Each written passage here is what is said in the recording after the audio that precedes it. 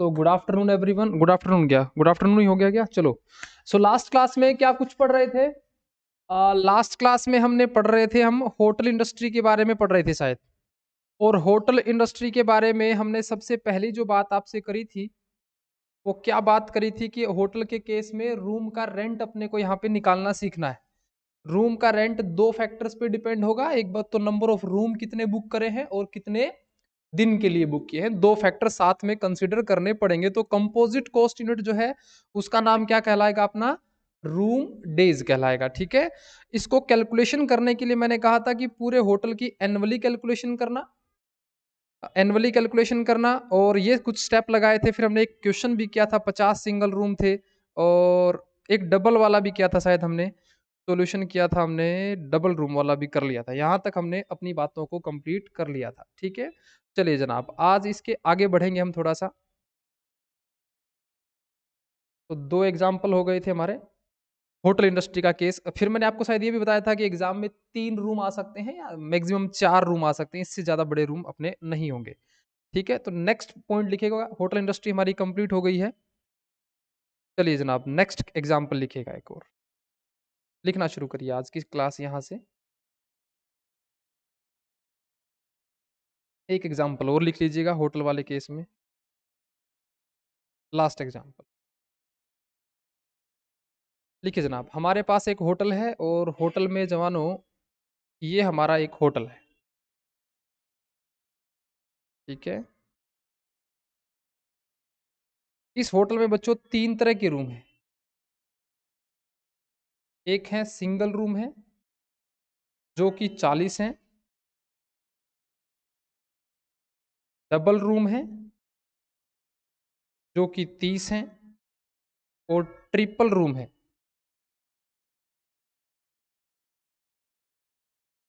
Triple room है जो कि 20।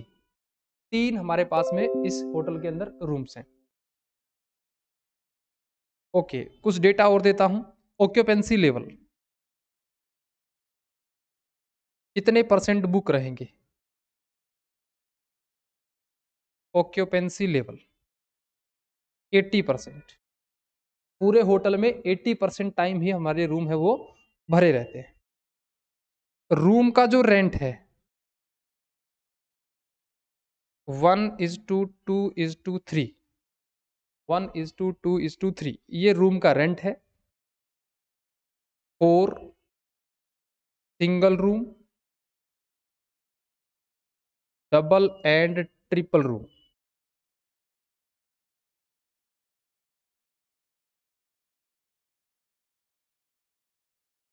इसका मतलब सिंगल रूम का अगर 1 रुपया किराया है तो डबल रूम का 2 रुपया किराया है और ट्रिपल रूम का 3 रुपया किराया है। ठीक है। आगे चलिए, स्टाफ सैलरी।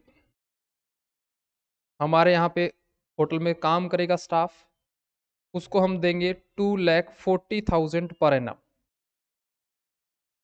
और हमारे पास में एक है रूम अटेंडेंट।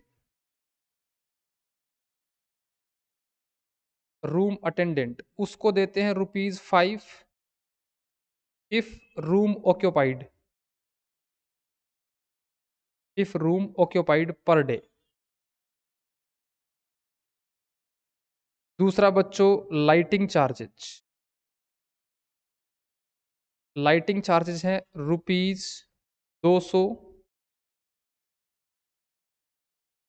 Per month.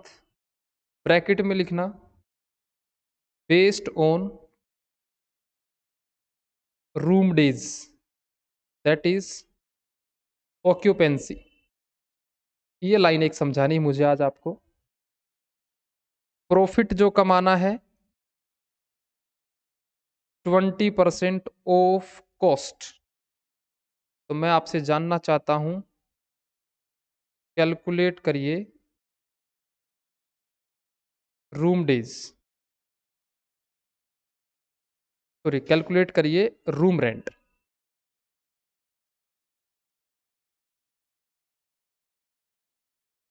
आपको रूम रेंट कैलकुलेट करके समझाना है। अब यहाँ पे ना इस एग्जाम्पल को सिखाने का बस दो ही मोटिव है, एक तो ये रूम अटेंडेंट क्या चीज होती है और ये कॉस्ट वेरिएबल है कि फिक्स है कि सेमी वेरिएबल है, और दूसरा लाइटिंग चार्जेस ये कैसे निकलते हैं। ये दो कैलकुलेशन इसमें मुझे समझानी है, बाकी बातें तो वैसे ही हैं जैसे पहले चलता था। तो जवानों सबसे पहली कैलकुलेशन कौन सी करेंगे? सॉल्यूशन लिखना स्टार्ट करिए सब लोग। सॉल्यूशन सबसे पहले हम निकालेंगे बच्चों रूम डेज, और रूम डेज का मतलब क्या होता है? Parul very good. Room days का मतलब अनम्यूट करके भी बोल सकते हैं।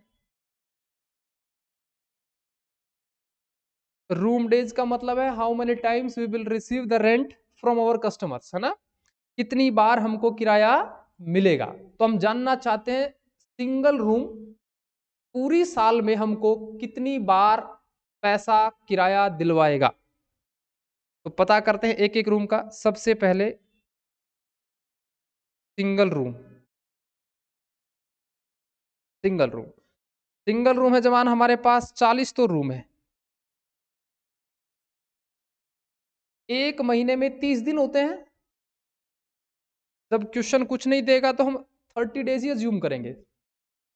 क्या ये 30 के 30 दिन बुक रहते हैं? नहीं, ये 80% टाइम ही बुक रहते हैं। तो पूरे 12 महीने में कितनी बार हमको किराया कमा के देंगे? 11,520 बार किराया मिलेगा। मान लीजिए सिंगल रूम को हम 50 रुपए में बेचेंगे तो 50 का नोट हमको कितनी बार मिलेगा? 11,520 बार मिलेगा। बच्चों डबल रूम, डबल रूम से, डबल रूम है हमारे पास में 30 दिन होते हैं। होटल तो 30 दिन खुलेगा, लेकिन बुक होंगे ना ये 80% बार ही बुक होंगे। और जवानों 12 महीने में ये कितनी बार? खुशी का आंसर सही, राघव रिमझिम वेरी गुड। तो भाई 8,640, 640 है कि 540 है भाई Parul? 640, very good. Okay, triple room जिसमें 3 लोग एक साथ रह सकते हैं, तो वो हमारे पास रूम है 20। 30 दिन काम होगा, 80% और 12 महीने, 5760। तो जवानों पूरी साल में हमको टोटल रूम डेज पूरी साल में कितनी बार किराया मिलेगा? 25920, 25,920 बार किराया मिलेगा। लेकिन क्या ये 25,920 बार किराया मिलेगा या एक जैसा किराया होगा क्या, या महंगा सस्ता होगा? कुछ सस्ता किराया होगा, कुछ महंगा किराया होगा। पहली कैलकुलेशन कंप्लीट। दूसरी कैलकुलेशन क्या करनी है जवानों? ऑपरेटिंग खर्चे, अब पूरे साल होटल चलाने के खर्चे, operating cost sheet, operating cost sheet ये ध्यान रखना पर एनम बनानी है और पूरे होटल की बनानी। इसमें मुझे दो बात सिखानी है आपको। ऑपरेटिंग कॉस्ट शीट,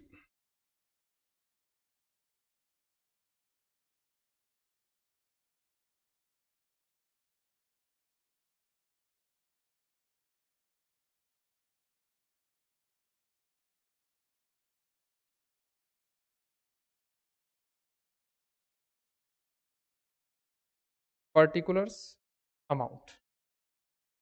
सबसे पहले हेडिंग क्या लिखेंगे? Fixed and running expenses, fixed and running expenses. जवानों सबसे पहला एक्सपेंस पूरे होटल का पढ़िए क्वेश्चन और उसमें फाइंड करिए। एक तो स्टाफ सैलरी 2,40,000, ये स्टाफ सैलरी का पैसा भी अल्टीमेटली हम कस्टमर लोगों से थोड़ा थोड़ा करके ही वसूल करेंगे। पूरे साल में 2,40,000 रुपए की सैलरी लग गई। B point.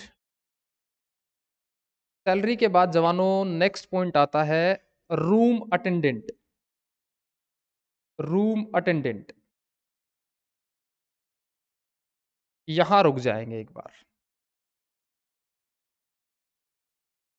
देखो भाई लोगों, ये रूम अटेंडेंट का मतलब, आप जब होटल बुक करते हैं ना, तो होटल में अगर जब भी आपको रूम की हाउस कीपिंग की सर्विस चाहिए होती है ना, तो आप एक बंदे को बुलाते हो साफ सफाई करने के लिए या खाना सर्व करने के लिए।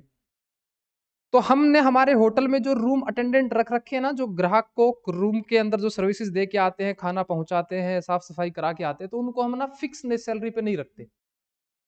हम उनको रखते हैं, भैया देख हमारी हमारे होटल में बुकिंग आएगी तो ही तेरी जरूरत है, और अदरवाइज जरूरत नहीं है। कहने का मतलब आप अपने एम्प्लॉयज को दो तरीके से होटल में रख सकते हो, या तो पर मंथ बेसिस पे आपने रूम अटेंडेंट एक आदमी पकड़ लिया, आपने बोला भैया चाहे कोई भी रूम में मेरा बुक हो नहीं हो, मैं तेरे को 10,000 रुपया हर महीने दूंगा। मैं जानना चाहता हूँ कॉस्टिंग की नजरों से इस 10,000 को फिक्स्ड कॉस्ट की कैटेगरी में रखोगे कि वेरिएबल कॉस्ट की कैटेगरी में रखोगे? फिक्स्ड कॉस्ट की, क्योंकि फिक्स्ड इसलिए है जवानों, क्योंकि ये टाइम के बेस पे है। जो टाइम के बेस पे जो खर्चा लगता है वो उसको फिक्स्ड कॉस्ट बोलते हैं, और जो कंज्यूम क्वांटिटी के हिसाब से पैसा लगता है उसको बोलते हैं वेरिएबल कॉस्ट। लेकिन मैंने इस आदमी को ऐसे 10,000 रुपया सैलरी पे नहीं रखा। मैंने कहा ऐसा नहीं है भाई, देख तू मेरे होटल में आ जा, और ये मेरे इतने सारे रूम हैं, खूब सारे रूम हैं, जब भी ये रूम बुक होगा तो तेरी जरूरत पड़ेगी, और तेरी एक बार जरूरत पड़ेगी ना, तो तेरे को 5 रुपए मिलेंगे। तो मैं जानना चाहता हूं बच्चों, पूरे साल में आपके होटल में इस अटेंडेंट की कितनी बार जरूरत पड़ेगी आपको?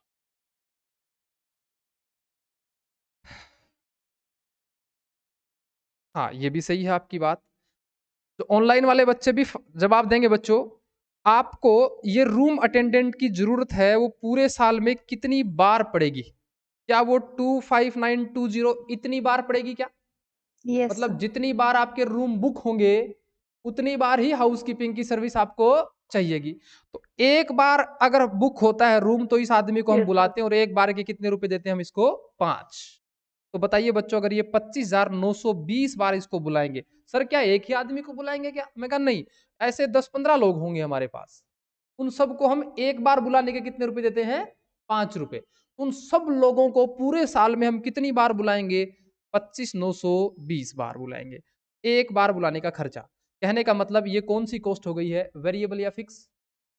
वेरिएबल। जितनी बार रूम बुक होगा उतनी बार ही हमको रूम अटेंडेंट की आवश्यकता पड़ेगी, hence this is a variable cost. तो जवानों, आप लिखना इसके अंदर रूम अटेंडेंट।